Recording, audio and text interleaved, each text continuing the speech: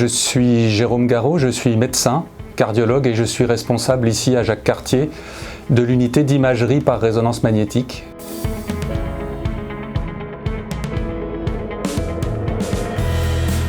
On a été amené à prodiguer des conseils scientifiques, des données générales, épidémiologiques, des profils de patients, des choses qui étaient un peu techniques et un peu médicales pour les ingénieurs, et on a participé par ce biais-là en tant que conseil scientifique cardiologique.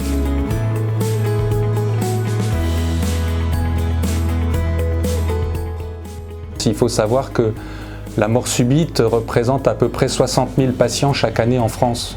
Et c'est essentiellement des gens qui vont être âgés entre 45 et 65 ans. Et que la mort subite survient en grande majorité au domicile, puisque près de 80% des morts subites ont lieu au domicile.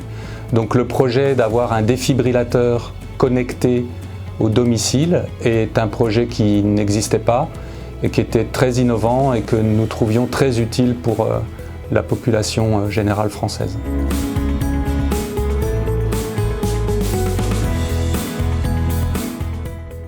Quand il s'agit de mort subite, on n'a pas le droit de se tromper, on n'a qu'une seule chance, donc je crois que c'est être équipé en amont, c'est la solution la plus efficace, la seule qui fonctionne, car une fois que la mort subite a eu lieu, malheureusement, les choses sont passées et c'est trop tard. Et il faut voir ce défibrillateur comme un élément préventif et protecteur au domicile.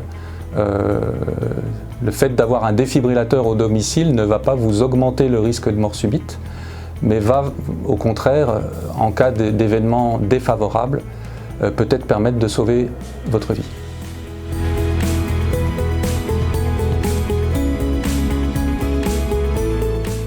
Il est simple d'utilisation, vraiment une formation extrêmement rapide peut permettre à l'entourage non médical d'utiliser le défibrillateur.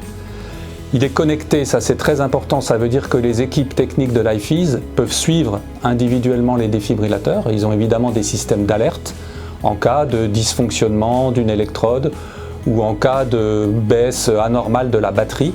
Et le fait que ces défibrillateurs soient entretenus à distance, c'est extrêmement important, car on sait que pour les autres défibrillateurs, notamment ceux qui sont à disposition dans les lieux publics, les gares, les grands magasins, ceux-ci sont rarement entretenus de manière efficace et il y en a beaucoup, malheureusement, qui ne sont pas en état de marche satisfaisante.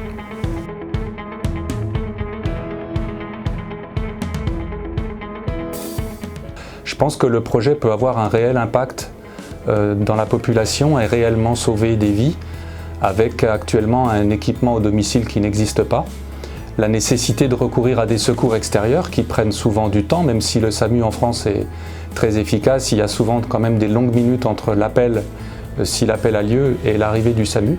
Là, le fait d'avoir l'équipement à son domicile, avec une communauté autour de personnes qui connaissent ou qui sont formées, c'est vraiment quelque chose qui pourra, je pense, amener un bénéfice en termes de survie de la population générale.